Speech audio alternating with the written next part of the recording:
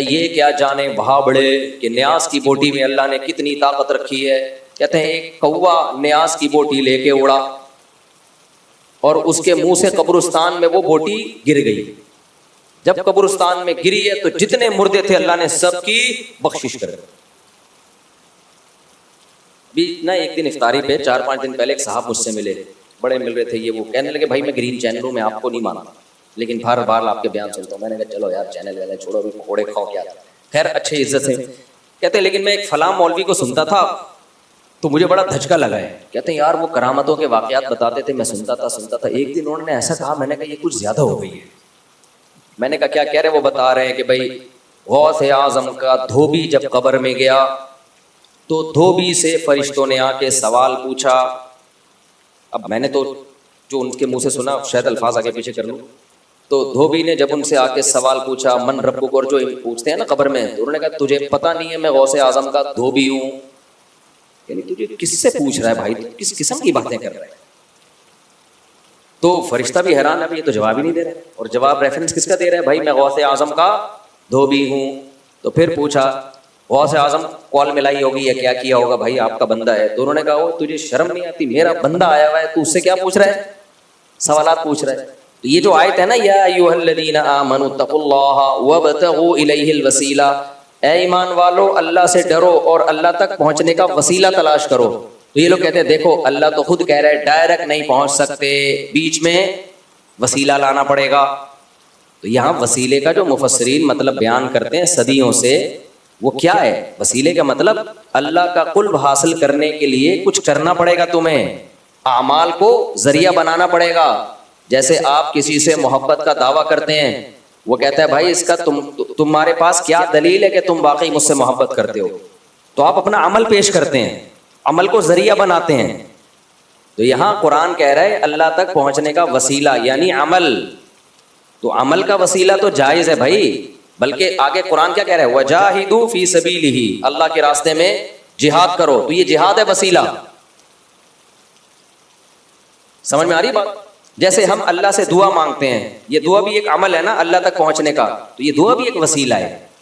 اب کوئی یہ کہے کہ دعا کو اللہ اور بندے کے درمیان وسیلہ کیوں بنا رہے ہو؟ بھائی یہ وسیلہ اور ہے اور آپ جس وسیلے کی بات کرتے ہو وہ اور ہے. دعا تو ڈائریکٹ آپ کو اللہ تک پہنچا دیتی ہے, اس میں کسی اور چیز کا وسیلہ نہیں ہوتا, اس لیے دعا کو وسیلہ کہا گیا ہے.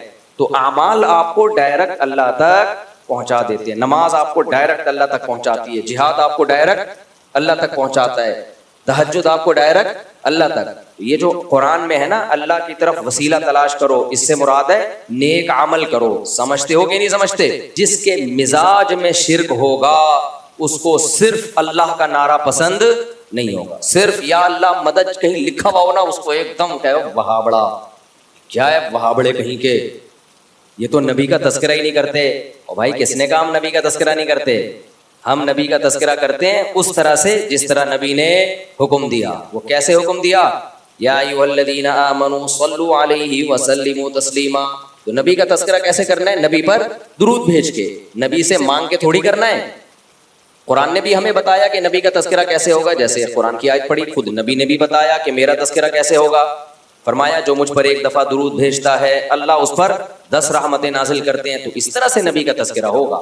آپ جس طرح سے تذکرہ کر رہے ہیں کہ نبی کو اللہ کے ساتھ شریک کر دیں مانگنے میں, جیسے اللہ سے مانگنا ایسے نبی سے مانگنا, یہ والا تذکرہ میرے بھائی اللہ کی نظر میں قبول نہیں ہے. تو یہ آیت بہت زبردست آیت ہے. وَإِذَا ذُكِرَ اللَّهُ وَحْدَهُ اشْمَأَزَّتْ قُلُوبُ الَّذِينَ لَا يُؤْمِنُونَ بِالْآخِرَةِ. اللہ کہتے ہیں جن کا آخرت پر ایمان نہیں, اللہ کا خوف ان کے دلوں سے نکل گیا. ان کے سامنے جب اکیلے اللہ کا ذکر کیا جاتا ہے, صرف اللہ یعنی توحید کے ساتھ, تو ان کے دل میں کیا پیدا ہوتی ہے؟ تنگی. ایک جگہ قرآن میں آتا ہے یکادون یسطون بالذین یتلون علیہم آیاتنا, ان کا دل کرتا ہے کہ جو آیتیں پڑھ رہا ہے اس پہ حملہ کر کے مار دیں. وہ ایک بدعتی مولوی صاحب تقریر کر رہے تھے, وہ کہہ رہے تھے یہ کیا جانے وہابڑے, ہمارا نام وہابی کے کی سپرلیٹو کر دیا وہابڑا. کہتے ہیں یہ کیا جانے وہابڑے کہ نیاز کی بوٹی میں کتنی طاقت رکھی اللہ نے. یہ وہابڑوں کو کیا پتا, ہم نہیں مانتے نا نیاز کیا ہوتا ہے بھائی, سیدھا سیدھا صدقہ کرو اللہ کی رضا کے لیے, کسی کو بھی دے دو چپکے سے دے دو, یہ ہوتا ہے. یہ کیا حلوے مانڈے مارکیٹ میں چل رہے ہیں. تو وہ اب سر لگا کے تقریر کر رہے تھے. میرے والد صاحب یہ قصہ سنایا کرتے تھے. میرے والد صاحب کی طبیعت میں بڑا مزاح تھا, حالانکہ بڑے روبدار آدمی تھے, لیکن جب آپ ان سے گپ شپ لگاتے تو بڑے طبیعت میں مزاح تھا. وہ واقعہ سناتے تھے گھر میں کہ ایک صاحب تقریر کر رہے تھے, ایک مولوی کہتا ہے یہ کیا جانے وہاں بڑے کہ نیاز کی بوٹی میں اللہ نے کتنی طاقت رکھی ہے. کہتے ہیں ایک کوا نیاز کی بوٹی لے کے اڑا اور اس کے منہ سے قبرستان میں وہ بوٹی گر گئی. جب قبرستان میں گری ہے تو جتنے مردے تھے اللہ نے سب کی بخشش کر دی. بیچ نہ ایک دن افطاری پہ 4-5 دن پہلے ایک صاحب مجھ سے ملے, بڑے مل رہے تھے. یہ وہ کہنے لگے بھائی میں گرین چینل ہوں, میں آپ کو نہیں مانتا لیکن بار بار آپ کے بیان سنتا ہوں. میں نے کہا چلو یار چینل والے چھوڑو, ابھی کوڑے کھاؤ کیا. خیر اچھے عزت سے کہتے لیکن میں ایک فلاں مولوی کو سنتا تھا تو مجھے بڑا دھچکا لگا ہے. میں نے کہا کس کو؟ انہوں نے کوئی نام بتایا, مناسب نہیں ہے نام کسی کا. کہتے ہیں یار وہ کرامتوں کے واقعات بتاتے تھے, میں سنتا تھا. ایک دن انہوں نے ایسا کہا, میں نے کہا یہ کچھ زیادہ ہو گئی ہے. کہتے ہیں میں نے کہا یہ کچھ زیادہ ہو گئی. میں نے کہا فار ایگزامپل. کہتے ہیں اس کے بعد سے مجھے تھوڑا جھٹکا لگا ہے, لیکن ہیں وہ اسی چینل میں, مطلب ان کا کسی خاص مولوی سے بدگمان ہو گئے. میں نے کہا کیا کہہ رہے؟ وہ بتا رہے ہیں کہ بھائی غوث اعظم کا دھوبی جب قبر میں گیا تو دھوبی سے فرشتوں نے آ کے سوال پوچھا. اب میں نے تو جو ان کے منہ سے سنا شاید الفاظ آگے پیچھے کر لوں. تو دھوبی نے جب ان سے آ کے سوال پوچھا من ربک, اور جو پوچھتے ہیں نا قبر میں, تو انہوں نے کہا تجھے پتہ نہیں ہے میں غوث اعظم کا دھوبی ہوں. یعنی تجھے کس سے پوچھ رہا ہے بھائی, تو کس قسم کی باتیں کر رہا ہے. تو فرشتہ بھی حیران ہے, ابھی یہ تو جواب ہی نہیں دے رہا, اور جواب ریفرنس کس کا دے رہا ہے؟ بھائی میں غوث اعظم کا دھوبی ہوں. تو پھر پوچھا غوث اعظم کال ملائی ہوگی یا کیا کیا ہوگا, بھائی آپ کا بندہ ہے. تو انہوں نے کہا وہ تجھے شرم نہیں آتی, میرا بندہ آیا ہوا ہے تو اس سے کیا پوچھ رہا ہے, سوالات پوچھ رہا ہے. تو جو میرے ساتھ افطاری میں پکوڑے کھا رہے تھے انہوں نے کہا کہ میں نے کہا یار یہ تھوڑی کیا ہو گئی ہے بھائی, زیادہ ہو. ہم ترکی کے میوزیم میں تھے نا, تو وہاں بڑی چیزیں, یہ حضرت فاطمہ کا کرتا ہے. میں نے کہا ہوگا بھائی ہوگا, ان کے پاس تو ایک ظاہر خلافت عثمانیہ رہی ہے, تو یہ فلانا ہے, یہ ڈمکانا ہے, یہ یوں ہے, یہ وہ ہے. سنتا رہا. ایک لاٹھی لٹکی ہوئی تھی. میں نے کہا یہ کیا؟ انہوں نے کہا یہ حضرت موسیٰ کی لاٹھی ہے. میں نے کہا یار تھوڑی زیادہ ہو, تھوڑا سا کیا کر رہو, یہ کچھ زیادہ ہو. مجھے وہی لطیفہ یاد آیا کہ پاکستانی نے کہا ہمارے ہاں لوگ ناک سے کھانا کھاتے ہیں. اس نے کہا بالکل ناک سے, انہوں نے کہا تھوڑا سا نیچے. مجھے خیال ہوا یہ لاٹھی حضرت موسیٰ کی تھی. میں نے کہا تھوڑا سا کم کر لو, کچھ اور کہہ دو, امام ابو حنیفہ کی لاٹھی ہے, امام شافعی کی لاٹھی ہے, امام بخاری کی, کچھ سمجھ میں آ جائے گا. یہ تھوڑا سا کیا ہو گئی, زیادہ. اچھا مزے کی بات اس میں یہ کہ جب مجھے تعارف کروایا گیا نا حضرت موسیٰ کی لاٹھی, میں سب چیزیں کہہ رہا تھا, اچھا ماشاءاللہ یہ فلاں کا ہے, یہ فلاں کا ہے, ویل ڈن. انہوں نے کہا نا حضرت موسیٰ کی لاٹھی ہے, تو میں نے جس اسٹائل سے کہا نا یہ تھوڑی زیادہ نہیں ہو گئی, تو وہ جو میرے ساتھ بندہ تھا نا وہ زور سے کہہ لگا کے ہنسا. اس کہہ رہے مجھے ہنسی آپ کے اسٹائل پہ آئی ہے کہ جو آپ نے کہا نا یہ تھوڑی زیادہ لگ رہا ہے مجھے. تو یہ آج سمجھ میں آ گئی. اللہ تعالیٰ کہتے ہیں کہ جب صرف ایک اللہ کا نام لیا جاتا ہے نا, صرف وہی, تو ان کو صرف کے لفظ سے چڑ ہے, اللہ سے چڑ بولو نہیں ہے. یہ کہتے ہیں صرف اللہ نہیں ہوگا بھائی, صرف اللہ نہیں ہوگا, کسی اور کو بھی ساتھ میں ملاؤ. تو ہم تو کہتے ہیں مدد صرف کس سے مانگی جائے گی, اللہ سے مانگی جائے گی. دوسری بات اللہ تعالیٰ نے انہی آیتوں میں فرمایا, آیت نمبر 42, اللہ یتوفی الانفس حین موتها والتی لم تمت فی منامها. جن لوگوں کو برزخی زندگی سمجھ میں نہیں آتی ان کو اللہ نے سمجھایا ہے ایک مثال سے. اللہ کہتے ہیں جب تم سوتے ہو, نیند میں جاتے ہو, تو تمہارا اس دنیا سے کنیکشن ختم. اس میں بھی اللہ تمہاری روح کو قبض کرتا ہے. کون کرتا ہے روح کو قبض؟ یہ تو سائنسدانوں نے سو کے دیکھ لیا تو ایمان لے آئے, نہیں دیکھا ہوتا تو سائنس نیند کو بھی نہیں کبھی مانتی کہ یہ بھی کوئی چیز ہے. ہم تو جو چیزیں دیکھ رہے ہیں ان کو ایکسیپٹ کرتے چلے جا رہے ہیں. تو اب مر کے کسی نے دیکھا نہیں ہے اس لیے اس کا انکار کر دیتے ہیں. تو اللہ کہتے ہیں جیسے نیند میں تمہاری روح اللہ قبض کر لیتا ہے, تو ایسے ہی سوتے میں بھی تمہاری روح قبض ہوتی ہے. نہ نیند میں فنا ہوتے ہو نہ موت کے بعد فنا ہوتے ہو. سارا کھیل کس کا ہے؟ روح کا کھیل ہے. فَيُمْسِكُ الَّتِي قَضَىٰ عَلَيْهَا الْمَوْتِ. جب نیند میں تمہاری روح اللہ کھینچ لیتا ہے تو جس کو زندہ کرنا ہوتا ہے دوبارہ روح لوٹا دیتا ہے, مڑ جاتے ہیں. جس کو موت دینی ہوتی ہے اس کی روح کو روک لیتا ہے. کتنے لوگ سوتے میں مر جاتے ہیں نا, اس کی روح کو کھینچ لیتا ہے. تو یہ روح ہے, اور روح کو سائنس ایکسپلین نہیں کر سکتی. آپ کو پتا ہے کچھ چیزوں کو ایکسپلین کیا جا ہی نہیں سکتا, وہاں انسان ہتھیار ڈال دیتا ہے. جیسے آپ دماغ کو سمجھنے کی کوشش کریں گے تو سائنسدان یہ کہتے ہیں پاسبل ہی نہیں ہے، کیونکہ دماغ کو آپ سمجھیں گے دماغ سے ہی، تو اس کے لیے کوئی آپ کے دماغ سے اوپر کا دماغ ہوگا جو آپ کے دماغ کو پڑھے گا، پھر آپ سمجھ پائیں گے۔ اور اوپر کا دماغ، اوپر سے مراد ہمارے مینٹل لیول سے اوپر کسی کا مینٹل لیول ہوگا تو وہ سمجھے گا، وہ اللہ ہی سمجھ سکتا ہے۔ ہم تو سوچیں گے اسی دماغ سے سوچیں گے نا، اور اس دماغ کی ایک لمٹ ہے، اس سے آگے وہ دماغ بڑھ نہیں سکتا، تو یہ پاسبل ہی نہیں ہے۔ سمجھتا ہو کہ نہیں سمجھتے ہو؟ اسی طرح سے روح کا بالکلیہ سمجھنا یہ کسی کے لیے ممکن ہے ہی نہیں، اور روح ہی حیات ہے، لہذا حیات کو حقیقی معنی میں سائنس ایکسپلین کر ہی نہیں سکتی۔ اللہ نے اس کو 2 لفظوں میں ایکسپلین کر دیا کہ اللہ کی کلمہ کن کی طاقت سے جو انسان میں زندگی پیدا ہوتی ہے، اس زندگی کا نام کیا ہے؟ حیات ہے۔ سمجھتے ہو کہ نہیں سمجھتے ہو؟ اسی سے یہ بھی پتہ چل گیا کہ جناب پھر وہی اختلافی مسئلے آ جاتے ہیں، ہم آ گئے تو ایک دنوں نے نمٹانے دو نا، یہ بھی اجماعی مسئلہ ہے نا حضرت عیسیٰ کی حیات۔ جناب پروفیسر غامدی صاحب کہتے ہیں کہ قرآن مجید میں آتا ہے یا عیسیٰ انی متوفیکا، اے عیسیٰ میں تجھے وفات دوں گا، ورافعک الیہ، اور میں تجھے اپنی طرف اٹھا لوں گا۔ تو غامدی صاحب کہتے ہیں دیکھو وفات دوں گا کا مطلب تو موت دینا ہوتا ہے، اس کا مطلب اللہ نے عیسیٰ کو موت دی ہے۔ اس آیت سے پتہ چل رہا ہے کہ وفات کا اصل مطلب عربی میں موت نہیں ہوتا۔ موت کے معنی میں یہ لفظ استعمال ہوا تو ہے لیکن اس کا اصل مقصد موت نہیں ہے۔ اگر موت ہوتا تو دیکھو اللہ یتوفی الانفس، اللہ روحوں کو کھینچ لیتا ہے، حین موتھا، ان نفس کی موت کے وقت۔ اب یتوفا کا معنی اگر موت دینا ہوتا تو کیا مطلب اللہ روحوں کو موت دے دیتا ہے انسان کے موت کے وقت، یہ مطلب ہوتا؟ اللہ تو کہہ رہے ہیں جب تمہاری موت کا وقت آتا ہے میں روح کو یتوفا وصول کر لیتا ہوں۔ یہاں موت ترجمہ کسی بھی صورت میں ہوتا ہی نہیں، بن ہی نہیں سکتا۔ دیکھو توفا کا لفظ نکلا ہے وفا سے، اردو میں وفا کسے کہتے ہیں؟ پورا پورا چکا دینا، اسی کو کہتے ہیں نا وفا۔ یہ جو خشک موضوعات ہوتے ہیں میں ترنم سے اس لیے پڑھتا ہوں تاکہ سمجھ میں آ جائے، آرام سے، پیچیدگی میں نہ جائے۔ کہتے ہیں نا فلاں نے وفا کی ہے میرے ساتھ، کیا مطلب؟ میں نے قربانی دی تھی، اس نے اس قربانی کا پورا پورا بدلہ چکایا۔ وفا پورا پورا کسی کو کوئی چیز دے دینا، اور توفا باب تفعل میں پورا پورا وصول کر لینا۔ تو توفا کا اصل معنی عربی میں وصول کرنا ہے، موت دینا نہیں ہے۔ اگر باڈی روح کے ساتھ وصول کر لی تو اس کا مطلب کیا ہے؟ پورا جسم وصول کر لیا۔ اور اگر صرف روح وصول کی ہے، باڈی چھوڑ دی تو صرف روح وصول کی ہے۔ سمجھتے ہو؟ یہاں کیا اللہ فرما رہے ہیں؟ اللہ یتوفی الانفس، اللہ روحوں کو کھینچ لیتا ہے، وصول کر لیتا ہے، حین موتھا، اس نفس کی موت کے وقت۔ تو موت کے وقت اگر اللہ موت دیتا، روح کو موت دیتا تو روح کو موت تھوڑی آتی ہے، پھر وصول کس چیز کو کیا ہے؟ سمجھتے ہو؟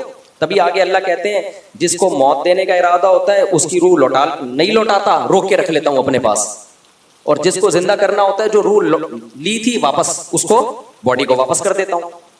سمجھ میں آ رہا ہے؟ تو توفا کا اصل مطلب کیا ہوا؟ وصول کر لینا۔ ہاں موت کے معنی میں استعمال ہوا ہے لیکن اصل مطلب اس کا وصول کرنا۔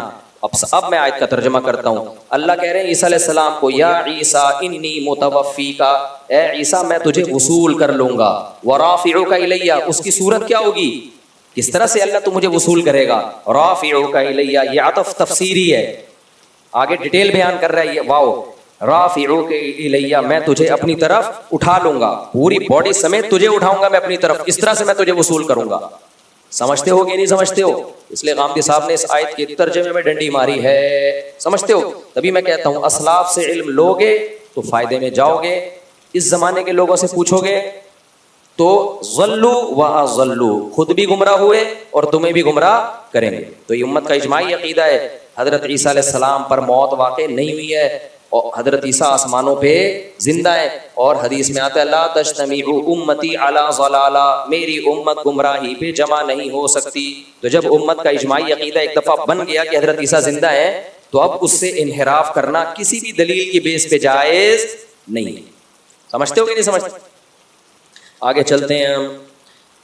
اللہ نے انسان سے ایک شکایت کی ہے، فَإِذَا مَسَّ الْإِنسَانَ ضُرٌّ دَعَانَا، اللہ کہتے ہیں جب انسان کو کوئی ٹینشن ہوتی ہے نا، گڑ گڑاتا ہے ہمارے ساتھ، سارے نیک شریف شرفا قسم کے بنے ہوئے ہوتے ہیں. ثم اذا خولناه نعمتا منا، جب مصیبت دور کر کے ہم اسے خوشیاں دے دیتے ہیں. قال انما اوتیتہ علی علم عندی، ایکچولی میرے پاس ایک نالج ہے، میں نے اس کی ایک تدبیر اختیار کی ہے، اس کی وجہ سے مجھے یہ نعمت ملی ہے. اللہ کہاں بھائی، اللہ کا اس میں کیا لینا دینا ہے؟ میں کیوں نماز روزہ شروع کر دوں، داڑھی رکھ لوں، میں عورت ہوں تو پردہ کر لوں؟ ٹینشن تھی. ابے تو پھر اس ٹینشن میں کیوں اتنا پریشان تھا؟ یار اللہ سے دعا مانگو، یار کوئی وظیفہ بتا دو، ہے بھائی؟ بول دیتا یار یہ تو ٹینشن آئی ہے تو مجھے اللہ سے مانگنے کی بالکل بھی ضرورت نہیں. کیا ہوتا ہے دیکھو، بیمار ہوتے ہیں نا تو وظیفے بھی مانگ رہے ہیں، دعائیں بھی مانگ رہے ہیں، جھاڑ پھونک بھی کروا رہے ہیں، یہ بھی کر رہے ہیں، وہ بھی کر رہے ہیں، اور دل میں خیالات بھی آ رہے ہوتے ہیں یار اللہ ٹھیک کر دے تو اب میں نماز پڑھوں گا انشاءاللہ. جب ٹھیک ہو جاتا ہے، ایکچولی اصل میں ڈاکٹر صحیح نہیں تھا جس سے میں کائنڈلی پہلے علاج کرا رہا، غلط دوا دے دی تھی، اب صحیح تھی. ابھی میں نا بہت عرصے بعد اتنا لمبا بیمار ہوا ہوں رمضان میں، تو نا مجھے ہوتا ہے گلا خراب ہوا 2-4 دن میں ٹھیک. یہ بہت کوئی ڈاکٹر نے بتایا کہ وائرل پھیلا ہوا تھا، وہ اٹیک کیا تھا اس میں. میں حقیقت بتاؤں مایوس سا ہونے لگا تھا کہ میں ٹھیک ہونے والا، اتنا گلا میرا پک گیا تھا نا، اتنی اینٹی بایوٹک کوئی اثر نہیں. لیکن دن کے بعد تھڑاک سے وہ سارا علامتیں، گلا تو بیٹھا ہوا ہے، وہ تو ویسے ہی بیٹھا ہوا ہے نا، رمضان میں ویسے ہی گلا بیٹھا ہی رہتا ہے میرا. تو مجھے خیال ہوا دیکھو انسان مایوس ہو جاتا ہے. میں تو وصیتیں کرنے لگا تھا کہ بھائی اگر میں چلا گیا ہسپتال میں تو یہ وغیرہ وغیرہ نا. تو ٹھیک ہونے پر آتا ہے ایسے بھول جاتا ہے اور پھر ڈاکٹروں کے کھاتے میں ڈال دیتا ہے. ایکچولی اصل میں میڈیسن تھوڑی چینج کی، حالانکہ میڈیسن چینج کر کے بھی ٹھیک نہیں ہو رہے تھے، بغیر چینج کے بھی ٹھیک نہیں ہو رہے تھے. تو میں نہیں کہہ رہا کہ ڈاکٹر کا اس میں دخل نہیں ہوتا بھائی، ڈاکٹر کی دوا اگر آپ کو لگتی ہے تو اس میں بھی کس کے ارادے کا دخل ہوتا ہے؟ اللہ کے ارادے. کتنے لوگ ہیں اچھے بھلے تھے، ڈاکٹر کے پاس علاج کے لیے گئے، ٹیکا لگا کے بندہ ہی مار دیا ڈاکٹر نے. پھر ڈاکٹر آرام سے کہتے تھے ایکچولی سائیڈ افیکٹ، ایکچولی اصل میں تو وہ 100 میں 1 کو سائیڈ افیکٹ ہو جاتا ہے، اس کا ری ایکشن ہوتا ہے، تو یہ اس کا یہ انجیکشن نے ری ایکٹ کر دیا ہے. بھائی کچھ بھی کیا، موت زندگی کس کے ہاتھ میں ہے؟ اللہ کے. تبھی تو ابراہیم علیہ السلام نے فرمایا وَإِذَا مَرِضْتُ فَهُوَ يَشْفِينِ، میں جب بیمار ہوتا ہوں تو مجھے شفا کون دیتا ہے؟ اللہ. تو بھائی ہم ملحد نہیں ہیں، ہم مادہ پرست نہیں ہیں کہ ہر چیز اسباب کے کھاتے میں ڈال دیں. ہم کس پر ایمان رکھتے ہیں؟ اللہ پر. اسباب میں جان ڈالنا بھی اللہ کا کام، اسباب سے جان نکالنا بھی کس کا کام؟ اللہ کا کام. تو اللہ کہتے ہیں انسانوں میں بہت سے ایسے ہیں ٹینشنوں میں آتے ہیں، اوہو وہی اللہ اللہ ہی لگا ہوا ہے. جب ٹھیک ہو گئے تو پھر یہ پہلے تو دعا مانگ رہے ہوتے ہیں اللہ نے کی، اللہ اللہ تو ٹھیک کر دے، اللہ تو ٹھیک کر دے. جب ٹھیک ہو گیا تو پھر یہ نہیں کہہ رہے اللہ نے ٹھیک کیا، کہہ رہے ہیں وہ اصل میں نے وہ دماغ اپنا استعمال کیا. تیرے بھائی کے پاس دماغ تو تجھے پتا ہے بہترین دماغ، تیرے بھائی کے پاس تجھے پتا ہے دماغ کیا ہے؟ بہترین دماغ، اور پھر قابلیت بھی ہے. جیسے غربت میں جب غریب تھے تو پیسہ نہیں تھا، رو رہے تھے، دعائیں مانگ رہے تھے، پیسہ آ گیا. مائنڈ ہے یار، مائنڈ ہے. یہ جو لوگ غریب ہیں نا یہ اپنی نااہلی سے غریب ہیں. ان لوگوں کے پاس میرے جیسا دماغ ہوتا، میرے جیسی صلاحیت ہوتی، نوٹ چھاپنے کی مشینیں بنتے ہی. کمبختوں کو پیسہ کمانا آتا ہی نہیں ہے، پوچھتے بھی نہیں ہے، مجھ سے مشورہ بھی نہیں لیتے. ابے جب تیرے پاس پیسہ نہیں تھا، غریب تھا، تو اللہ کے سامنے کیوں رو رہا تھا؟ پھر آ کے کہہ دیتا اے اللہ، اللہ سے کچھ نہیں ہوتا، میرے پاس مائنڈ ہے، میں غریب ہوں، دوبارہ کیا بن جاؤں گا؟ دولت مند. تو پہلے مایوس ہو جاتا ہے. تو اللہ نے ہمیں بتایا کہ ٹینشن میں مایوس مت ہونا. جب ٹینشن ہے وہ بھی اللہ نے دی، ٹینشن دور بھی کون کرے گا؟ اللہ کرے گا. تو پریشانیوں میں مایوس نہیں ہونا، خوشیوں میں اترانا نہیں ہے. سمجھتے ہو؟ یہ اس آیت کا حاصل ہے.